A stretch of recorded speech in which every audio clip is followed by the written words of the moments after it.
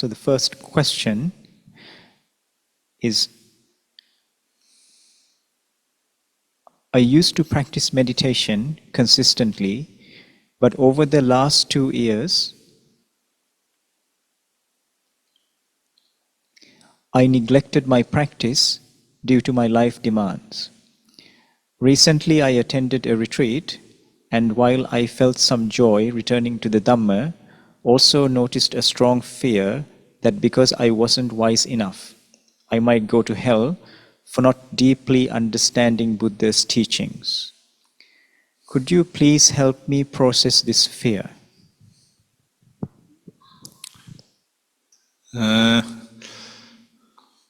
Well, perhaps you have to ask yourself, where has it come from?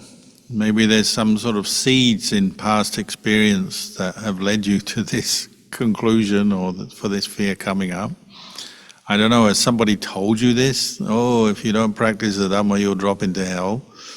Or have you actually gone through some terrible trauma in your life? Maybe, because I don't know you and I don't know your background. But nevertheless, if fear arises, that's the important thing, is what's arising in the present moment as you practice. So if you are coming to practice the Dhamma or learn meditation and you start experiencing fear, number one, try to be patient with it. In the end, you could say that that fear is just a feeling that arises, passes away. And I imagine it's not there all the time in your mind, it's just something that comes and goes.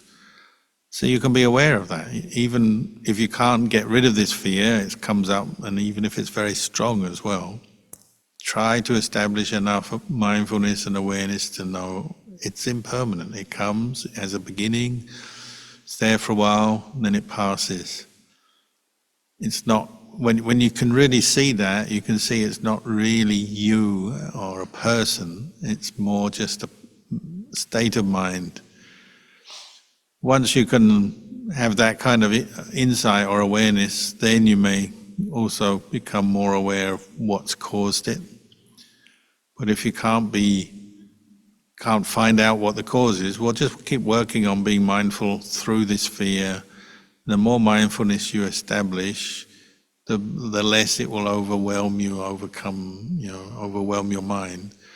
And you may also introduce some qualities as you're experiencing the fear, or just afterwards, or when you're peaceful, when you're not afraid, you introduce, the qualities of metta and karuna, kindness, compassion for yourself, because fear is obviously suffering, and then for other people, because you may notice you have fear based on other people or different negative emotions directed to other people. So you cultivate metta, karuna, kindness and compassion regularly, both as an antidote to fear that has arisen, but also as a preventative. If you practice a lot of metta, from that you also get understanding, some wisdom as well, and maybe you can see where you don't, see that you don't need to fear whatever has been causing you this fear. One reflection, like if you're afraid you might go to hell for not deeply understanding the Buddhist teachings, well, where's that coming from? Who said that? Is that just your mind kind of irrationally throwing up that thought, or some other person sort of use some kind of Buddhist threat and say, oh, you're going to fall into hell if you don't understand the Dhamma? It sounds like this is something you have to start letting go of, and to fall into hell, basically, you have to do some really bad karma, some really bad things. So if you haven't done any really bad things recently, it's probably not going to happen, is it? Just not understanding the Buddhist teachings, well, it's inconvenient. We would all like to understand them better and have a more profound, deeper understanding of what the Buddha taught, but it's not the cause for going to hell. It may just be you still have some suffering in your life and you're not quite sure how to deal with it or face it. It doesn't mean to say you're going to go to hell. You go to hell when you do horrible things like killing people and stealing and doing all kinds of horrible things to hurt other people is probably the main reason you might end up in hell. If you're not doing that, then I wouldn't think too much about hell. Just can bring your mind back to the present moment and look at your life. I would imagine if you're here asking this question, your life is not that bad. You're not destined for a hell realm. You probably are much better than you think. And often our thoughts are our worst enemy. When you get into a negative train of thought, then you can think yourself as the worst possible person in the world, and your life is so bad. But it's really just imagination, isn't it? We're just creating this in our mind when we're in a mood. So try to bring up more mindfulness and see through some of these moods, some of these negative thoughts. That will help the fear subside as well. Sadhu, Lompo. The next question. Dear Lompo, I've noticed that when I recite the Itipiso 108 times, I feel quite neutral. However, when I visualize and recollect Avalokiteshvara, I experience a sense of joy and calm. May I ask why this might be the case? Well, it sounds like you have some deep down faith in Avalokiteshvara maybe from past life or this life. You have faith in the Bodhisattva. I mean, it's very common in anyone with a sort of Chinese background to have that. I don't know if you are Chinese background, but that's very common. Itipiso, you chant that 108 times. Yeah, you do have to look at your motivation and why you're doing it and the kind of attitude you have as you do such a practice. Sometimes maybe we've been told by an inspiring teacher to chant Itipiso 108 times. So the teacher is just trying to help us build up certain qualities like effort, patience, mindfulness, samadhi by doing that, which is good, so try it. If you say you feel quite neutral, well, quite neutral is not too bad, is it? You could feel worse. Maybe after 108 times of chanting Itipiso, you might feel a little bit tired. So maybe the neutral feeling isn't that you're not inspired or not in a wholesome state of mind, you're just a little bit tired from having exerted effort. So try and understand better what's going on here, but it's quite possible you have a strong basis of faith from the past in the Bodhisattvas, and chanting Itipiso may or may not be the thing for you, because there are different approaches to meditation, training your mind, and there are different chants we can do. So you have to experiment, I think, and go with your heart. What works for you to bring up energy, what makes you content to practice, and what meditation objects, what chants, what suttas to read. Everyone is slightly different. Our karma, our personality is slightly different. So you have to experiment and come to your own understanding through practicing. I mean, they're both good. Recollecting Avalokiteshvara is good. Chanting Itipiso 108 times, I'd say, is good as well, but it also depends on your character, what suits you, and you have to work that out. Same with meditation. Some people like the breath, some people like to recollect the Buddha, some people like to practice kindness, metta meditation. This varies from person to person based on our karma as well.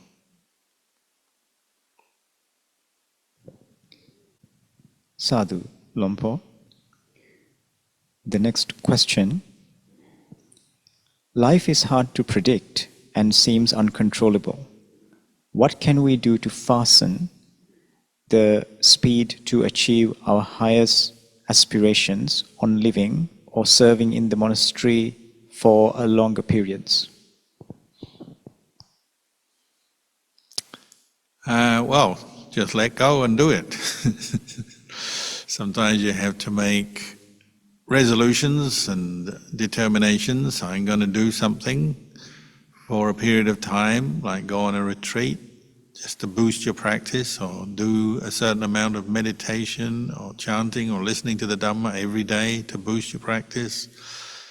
If you're ready, maybe it's time to try shaving your head and actually taking the plunge, go and live in a monastery somewhere, keeping precepts, living in a monastic community. If you have that thought, see if you can cultivate that thought to the point where you're ready to do it.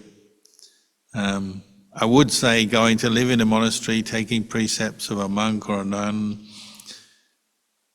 and living in a monastic environment is probably the fast track to enlightenment. But having said that, everyone is a bit different, so you have to look at your own situation, whether you're really ready for it, because there are a few idealists around who would love to be a monk or a nun, think they should do it, go off and try it, but find it very difficult. They're not ready for it because maybe they haven't practiced enough in the world yet. They still have a lot of desires, unresolved desires, and maybe some misunderstandings about what practice involves and what they need to do. A lot of attachments to family and other things.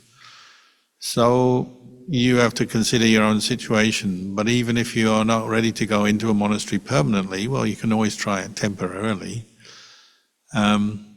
Whatever you've got, 3 days, 1 week, 1 month, 3 months, 1 year, you can take periods of time and commit to that, even if you're not ready to do it for the rest of your life. Whether it's on a retreat or you actually know a monastery and you go and stay there, I would say that is a very good thing to do, generally speaking. If you can do that, try it out and be willing to learn. It's not always easy going living in monastery, leaving people and life behind. It's not easy even for a short period of time. So be willing to be patient with whatever it brings up in your mind, but learn from the experience and grow in the Dhamma. It's at a time you go and stay in a monastery, it's a time to practice mindfulness, listen to the teachings, apply yourself to the practice.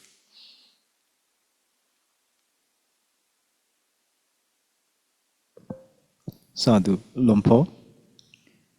Next question. Dear Lumpo, thank you for your inspiring teachings. May I request your guidance regarding the following? I regularly attend in-person and online retreats, sutta classes, meditation, etc. at a new small local Theravada Vihara. I also listen daily to Dhamma talks online from a few other teachers like yourself who are based abroad. I have noticed that I am drawn more to teachers further afield as their delivery is calmer and there is more reference to the Buddha. I have noticed that I am getting irritated with the local teacher. I'm not sure whether I am caught up in hindrances like fault finding regarding the local teacher or dissatisfied that I can't have it my way. I'm finding that going to a Vihara meeting Sangha and Kalyana Mitta is beneficial to my practice. But am I doing the right thing by attending my local Vihara, when I know in my heart that if I lived elsewhere, I would probably make a different choice? Thank you for your guidance. Well, you seem to have quite a good insight into your own situation. Just one word of caution is that if you take on a teacher wherever they are, whether they're close to home or far away, but once you have a teacher, even if you've got one teacher and you're getting irritated with them for some reason or other because you're getting to know them, getting familiar with them, then you move to another teacher, you may find that even this other teacher starts to irritate you, because the real problem is not so much the teacher, it's your own defilements, your own cravings and attachments in one way or another, reacting. Sometimes, the best teacher can tell you to do something and your attachments don't want to do it. Your craving doesn't want to do it. You know, they say meditate, and you got the voice in the mind saying, "I don't want to meditate," and then you blame the teacher or something. So this can happen. Even with the best teacher, you can get annoyed, irritated with them. However, you also have to look at the place, the teacher the place you're attending, and that teacher. I mean, if they're not teaching you anything unskillful, unwholesome, you know, they're teaching you straight Dhamma, I would just make the best of what you've got available until conditions change for the better. I mean, sometimes conditions change for the better by you making the effort to go out and finding better conditions, whether you're going to look for new teachers, moving, trying different things. You know, that in the end, that's up to you, isn't it? But if you have a teacher available, a local Theravada teacher, and they've taught you things that you don't know, I mean, the bottom line for a teacher is probably that they know more than you do about the practice, about the suttas, the practice. So if they still know more than you do, they're more experienced, you can probably still benefit from that teacher, as long as they're moral, they're not trying to harm you in some way or take advantage of you or other people around them in some way. Then I would just try to appreciate whatever benefit you're getting from that teacher. And when the time is right, well, if there are other teachers further away you have faith in and find inspiring, well, try it out. Go on a retreat with them, or go and spend time with them, get to know them. But just be wary of this mind that is prone to discontent. You know, Ajahn Chah, I think most people who met him, knew him, lived with him, felt he was an amazing teacher, very inspiring, enlightened, wise, peaceful, full of good qualities, a good example. But people would still get irritated with him. What's getting irritated is your own defilements, your own attachments. And good teachers often trigger your defilements. They point them out, they poke you, they're restrained when you're not restrained. They're peaceful when you're not peaceful. They're non-aggressive, non-angry when you're angry. They're not attached to sensuality when you're attached. So it's quite normal that your teacher will be doing things different than you, or have more awareness than you, doing things different than you, and maybe passing that back to you, telling you, oh, be more disciplined, try harder, be careful what you say, be careful what you do, giving you instruction, and part of your mind knows this is good instruction. The other part is getting irritated because the other part is lazy or greedy or angry or whatever it is. So you have to accept that. Sometimes we blame the teacher too quickly, and maybe it's just our defilements taking over the mind. So try and work out whether that's going on as well. That will help you.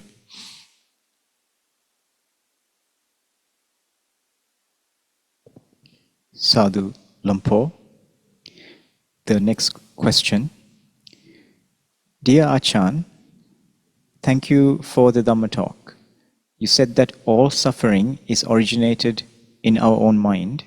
However, we all experienced difficult people behaving in unskillful manners and creating a lot of suffering for others.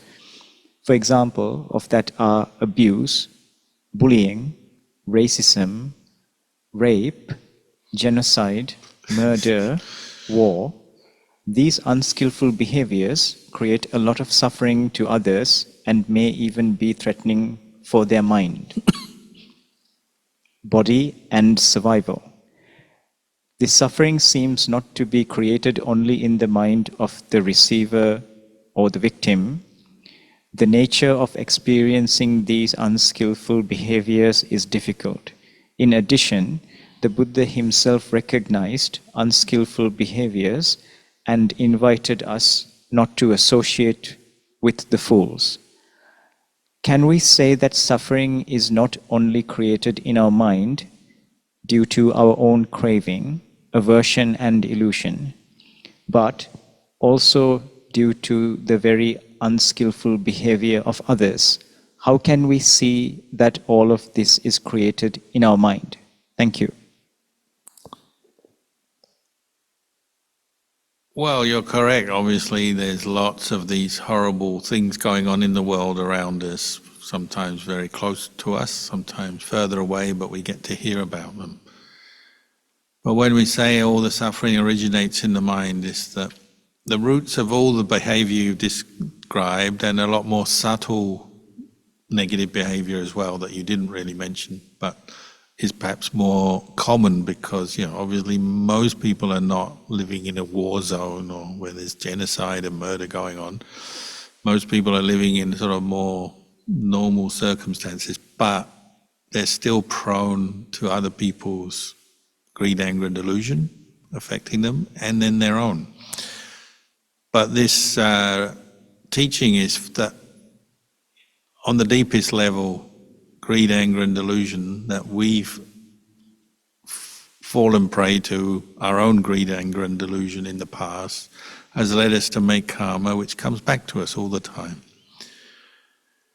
And so when this karma comes back to us, things go wrong. Sometimes it's other people giving us a hard time, bullying us, hurting us in some way. Sometimes it's ourselves, sometimes it's events. When this happens, it is one reflection. When you're mature enough or ready to make it, you can reflect, this is karma coming back to me. And that may partly motivate you to be careful in the future not to make karma following greed, anger, and delusion, because you know it will come back on you. So, and the other thing is, karma gives its result quickly and slowly. So there will always be some immediate karma, negative karma made when we follow greed, anger, and delusion, because we're increasing those tendencies in our mind. When we hold on to them, indulge them, follow them. But if we act and speak, make what you might call heavier karma, well, the effects of that, knock-on effects, can come back for many years and even many lifetimes.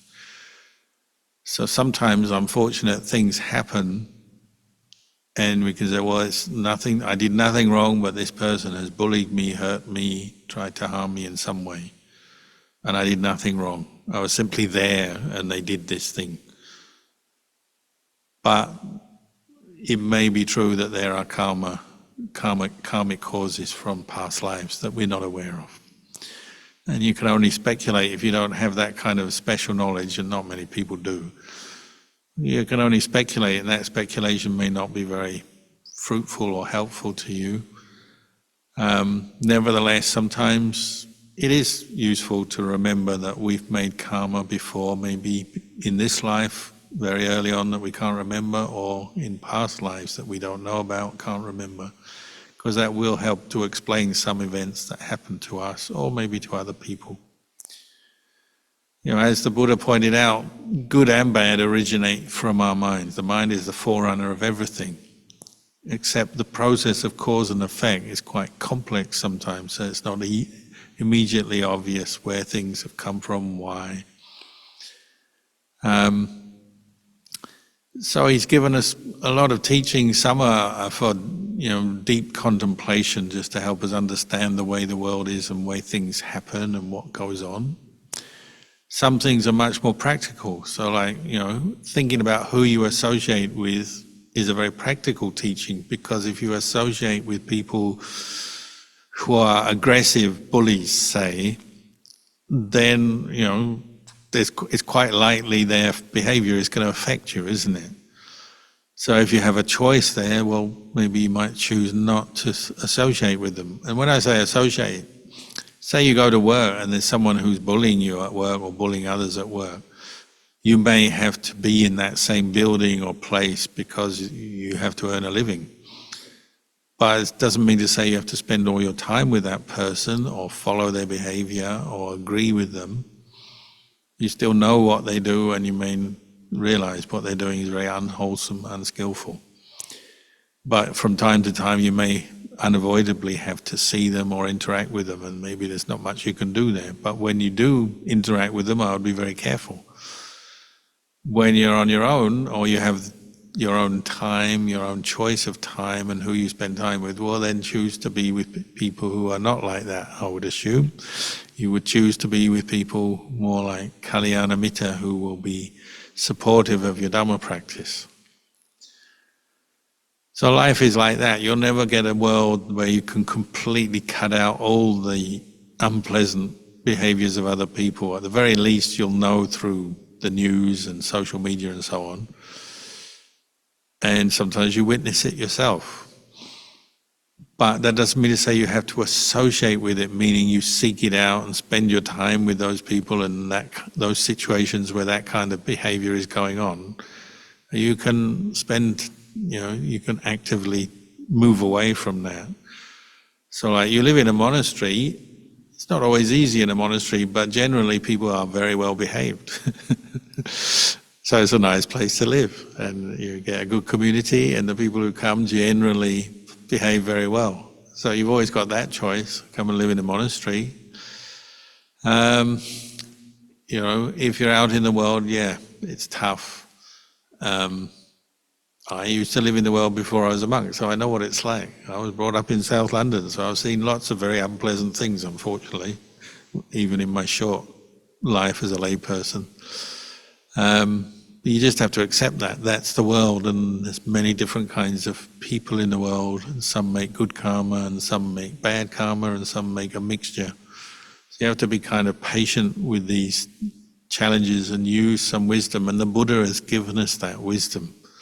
He's given us good guidelines how to live in the world and support our Dhamma practice, even when sometimes we meet with very unfortunate situations. You just make the best of your situation and carry on practicing the Dhamma through it.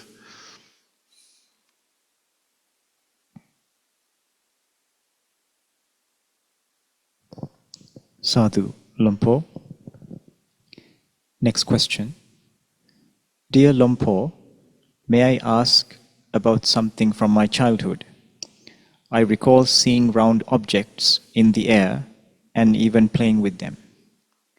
This happened at night when I was very young, and I've always been curious about what they might have been. I'm not sure if Lompo might have any insight into this, but I would be grateful to hear about your thoughts. Thank you. There's not much to go on.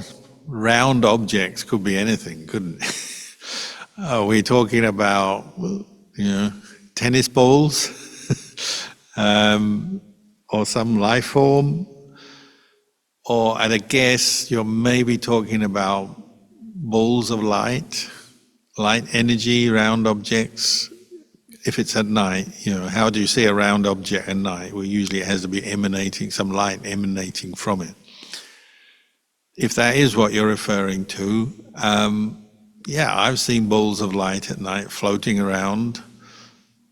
I didn't play with them, I just watched them, because that's what monks tend to do. You just observe and contemplate a few things. So it is possible, it could be some form of deva. Devas can manifest as balls of light, little balls of light. It could be several devas, could be one. It's possible. As I said, I've seen these things before. Other monks I've been with have seen them, sometimes been with other monks and seen together, which is quite good, because then you can corroborate your story and you realize you're not deluded. So it's possible. Could be some form of being in another realm. And especially when you're a kid, sometimes your mind is very open, a bit like the mind of samadhi. And someone who practices meditation, develops samadhi, may or may not see things like this. Kids sometimes have a mind like the mind of samadhi, very open, hasn't made a lot of karma yet in the world, haven't thought a lot, done a lot, don't have a lot of strong emotions, maybe the mind is not too confused, so sometimes they see things like this. And what do kids do when they see a round light floating around? Well, they might play with them. But I would also, just check back, what could it have been? There could be other explanations, like if you're someone who lives in Asia, well, I used to live in Thailand, and some of the forests, the jungles in Thailand, you get these little fireflies, which are like round lights, beeping around in the forest, and there's a tendency to want to play with them, even though if you put your hand out, they'll tend to fly away. But if you get a few fireflies together, it can be a very heavenly kind of experience. It's like, oh, beautiful fireflies floating around in the forest. I've seen that many times. But they're not beings in other realms, they're just fireflies. So, you have to investigate for yourself what kind of experience it was. But it could be those kind of things. It could be little devas in a forest area attached to a tree or something. It could be. You have to ask yourself, you've got all the details there. You haven't given me much detail to go on, so I can't really say for sure.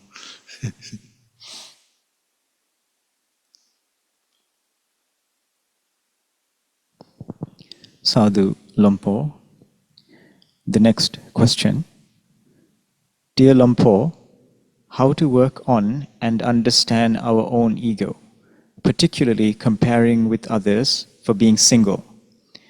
I have also challenges working on letting go of a person that I'm particularly attracted to.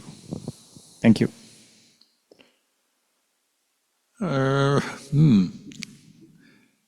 Well,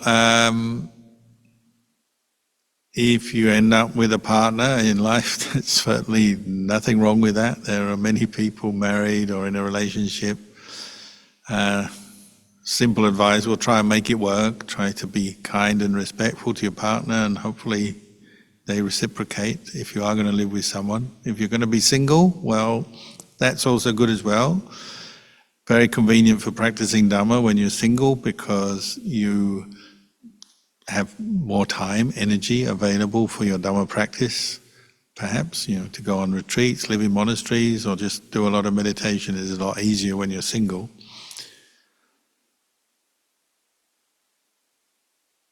But, why do people live together in relationships? Well, because we have strong desires. Partly and primarily probably it's sexual desire for intimacy, warmth, comfort of a relationship. But it's also on the level of that as well, just wanting emotional support, companionship. And then sometimes it's practical things as well, like they can help pay the bills, they can help fix things that you can't fix and sort things out you can't sort out. Sometimes we help each other, and that's not necessarily a bad thing. So some people are suited to live together in a relation with another person, or even in a family. It's not necessarily wrong. It's just you may have to be aware of the sort of dangers, not the dangers, but the disadvantages of living with another person. You have to think of them a lot, keep them happy, develop a peaceful relationship. You don't want to live with somebody who's always arguing with you, because if you're always arguing together, it's not much fun. So you want to try and develop a good relationship based on kindness, respect, mutual appreciation, and so on. The romance bit doesn't last that long. It's just the nature of romance. It doesn't last, so you want to develop a more lasting kind of relationship based on these Dhamma qualities, I would say, if you're suited to live with another person. If you're not, then appreciate the benefits of being single, what that allows you to do, and maybe you can help others as part of your Dhamma practice, people who are not related to you, because you're single, you maybe have the opportunity to do that. You also have the opportunity to push yourself maybe further in the practice of meditation, perhaps. You have to get to know yourself, because some people are single and are very unhappy being single, just as some people are in relationships and very unhappy in relationships. Try and get to know what works for you. And sometimes it takes a bit of time to learn that, find that out. Unfortunately, it can also be quite painful. So be patient, tread carefully. They say the more you understand yourself, the easier it will be to live with other people. Because if you can be at peace with yourself, then you can be at peace with the people you live with. Whether we're talking about work colleagues and friends, not necessarily a relationship like marriage. But if you are going to be successful in getting on with other people, you have to also know how to get on with yourself. Because if you're constantly producing stress and suffering in your mind, well, it's going to affect the way you relate to other people, isn't it? The way you talk to them, the way you think about them, how you do things.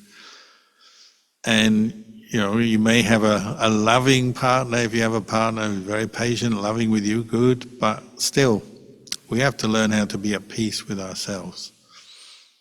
And the same if you're single, you still relate to other people, don't you? So like all the monks in this monastery and any other monastery are single. But to live in a monastery, a monastic community, whether it's just 2 or 3 monks or 50 monks, you've got to learn how to be at peace with yourself so that you can get on with other people. Otherwise, you're constantly going to be judging others, liking this person, disliking that. Can get very unpeaceful. Life can get complicated, can become difficult. So whatever your life situation, you're on your own, you're with others, you have to learn how to be at peace with yourself. And the Dhamma practice will help you with that, particularly meditation, listening to Dhamma, keeping precepts. All of this will help you.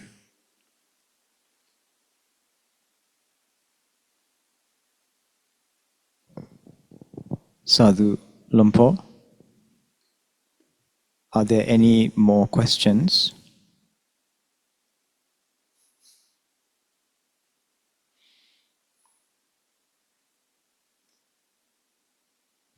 Lumpur, there are no more questions. Okay, very nice to talk to you tonight. I hope what we've said has been helpful in some way or other, and hope to see you again next time. For now, wish you a happy, healthy time and success in your Dhamma practice.